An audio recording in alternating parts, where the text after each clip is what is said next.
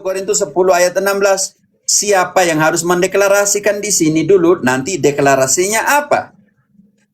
Ya. Imamat 21 ayat 8, dan kamu harus menganggap dia kudus, karena dialah yang mempersembahkan santapan Allahmu. Lanjut. Ia harus kudus bagimu, sebab aku, Tuhan, yang menguduskan kamu adalah kudus. Dan siapakah dia? Ayat 1 bagian pertama. Oke, Imamat 21 ayat 1-nya. Tuhan berfirman kepada Musa, berbicaralah kepada para imam. Selesai. Berarti para imam itu tugasnya yaitu mempersiapkan santapan ilahi. Sekarang di dalam Yohanes, sebelum masuk ke Ratus punya 1 Korintus 10, sekarang siapakah santapan ilahi? Mau tahu siapakah dia santapan ilahi? Yohanes 6 ayat 39. Siapakah santapan ilahi? Yohanes 6 ayat 39. Dan inilah kehendak dia yang telah mengutus aku, yaitu semua 6 49, maaf saya. Bisa 38. Bisa. 38. Ya. Bantu dia. Sebab aku telah turun dari sorga, bukan untuk melakukan kehendakku, tetapi untuk melakukan kehendak dia yang telah mengutus aku. Apa kehendaknya? 49. Aku telah turun dari surga untuk melakukan kehendaknya. Lalu saya ini siapa kalau begitu? Ya. Akulah roti hidup. Nenek moyangmu telah makan mana di padang gurun, dan mereka telah mati. Inilah roti yang turun dari surga. Artinya Yesus adalah santapan Allah, ilahi, surgawi.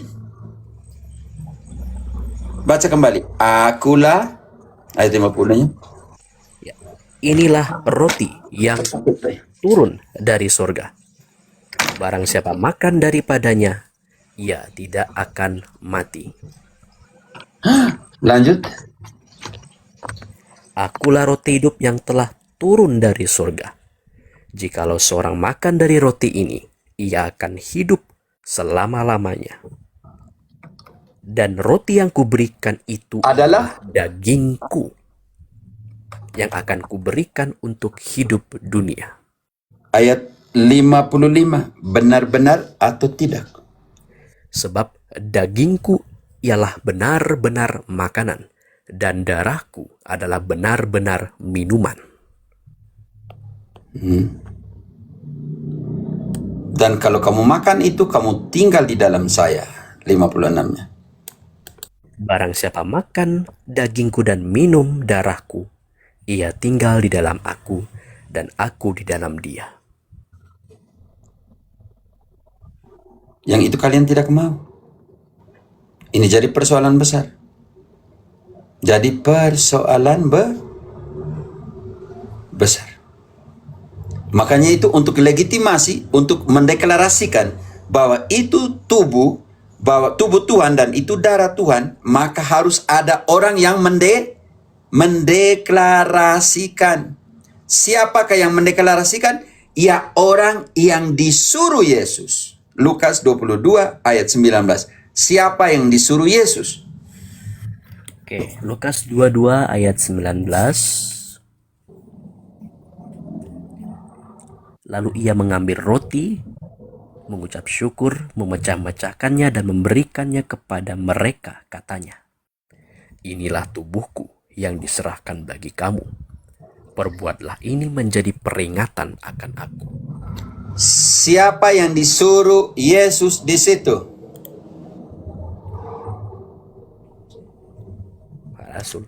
Siapa yang menyediakan santapan ilahi, santapan surgawi? Haknya imam. 2 Tawarik. Bantu dulu 2 Tawarik 13 ayat 11. Siapa yang harus menyiapkan altar, menyiapkan roti, menyiapkan dupa? Oke. 2 Tawarik 13 ayat 11. Ayat 11. Ya. yakni setiap pagi dan setiap petang mereka membakar bagi Tuhan kurban bakaran dan ukupan dari wangi-wangian, menyusun roti sajian di atas meja yang tahir, dan mengatul kandil emas dengan pelita-pelitanya untuk dinyalakan setiap petang. Karena kamilah yang memelihara kewajiban kami terhadap Tuhan Allah kami, tetapi kamulah yang meninggalkannya. Siapa yang harus menyiapkan meja perjamuan? Siapa yang harus menyiapkan altar? Siapa yang harus meletakkan roti sajian santapan ilahi? Siapa? Imam. Imam. Karena itu Yesus bilang, lakukanlah ini. Inilah tubuhku. Jangan main-mainlah. Karena itu 1 Korintus 10 ayat 16.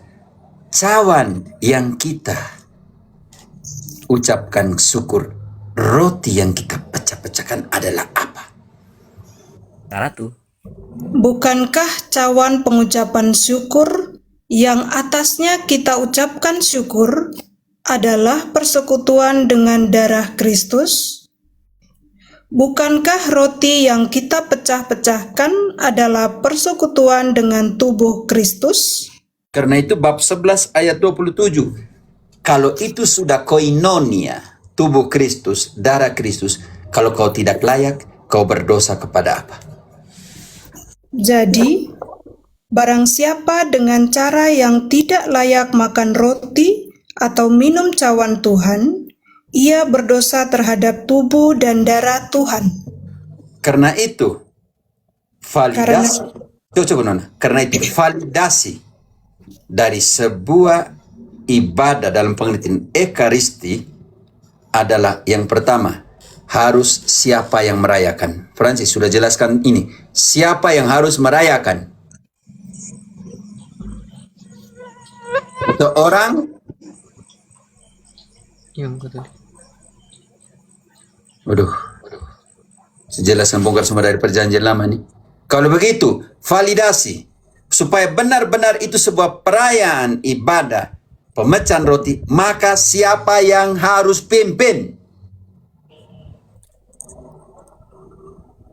Francis, monitor. Gagal dari tadi penjelasan panjang lebar nih.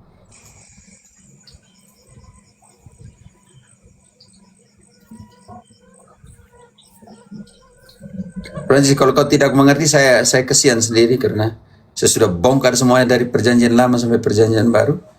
Kalau engkau tidak berikan jawaban di sini, bahwa engkau validasi dari sebuah perayaan pemecahan roti. Yang pertama, harus ada pemimpin. Siapa yang harus pimpin? Imam Padra. Harus taruh itu di mana? Altar. Mazbah. Harus ada korban. Roti jadi tubuh, anggur jadi darah. Dan sampai kapan dirayakan? Paskah Yahudi bagi orang Yahudi sampai selama-lamanya. Paskah Ekaristi bagi orang Kristen sampai kapan? Ratu ayat 26. Sampai kapan dirayakan? Sebab setiap kali kamu makan roti ini dan minum cawan ini, kamu memberitakan kematian Tuhan sampai Ia datang. Karena itu, Protestantisme tidak ada imam, tidak ada masbah, tidak ada korban. Tidak ada validasi sebuah ibadah secara biblis, teologis. Karena itu yang kau terima, simbol. Makan saja. Makan untuk kenyang. Karena semua Ekaristi harus dirayakan sesuai dengan yang diterima dari Yesus. Ayat 23-nya. Sebab apa yang telah kuteruskan kepadamu, telah aku terima dari Tuhan, yaitu bahwa Tuhan Yesus pada malam waktu Ia diserahkan mengambil roti. Oke? Baik, Padra. Perayaan harus dirayakan sesuai dengan yang diterima para rasul dari Yesus. Yesus bilang, inilah tubuhku, kau jangan bilang simbol. Paulus bilang berdosa kepada tubuh dan darah, jangan kau bilang berdosa kepada roti dan anggur. Paulus bilang, mengakui tubuh Kristus, jangan kau bilang simbol.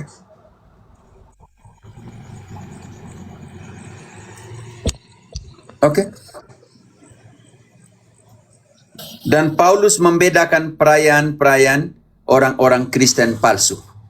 Baca dari ayat 17 sampai dengan 22. Yang dilakukan oleh orang-orang yang menamakan Kristen tapi palsu.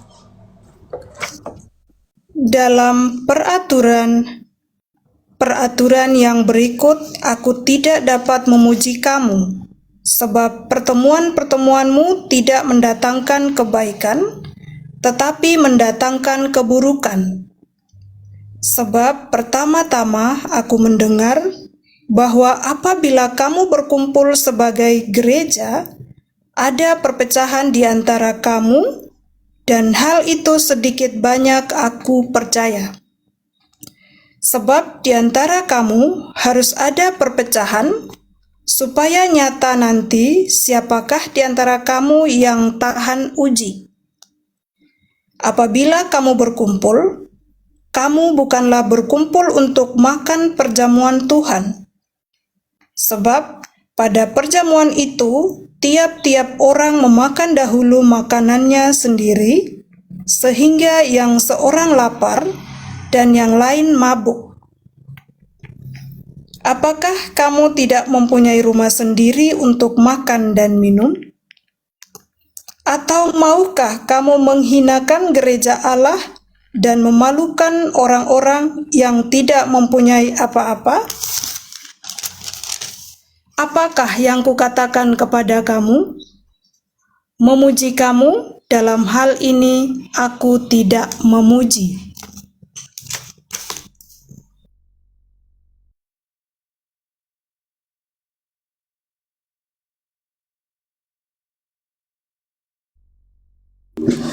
Makanya untuk kenyang tuh, mereka buat roti bolu, roti besar-besar itu.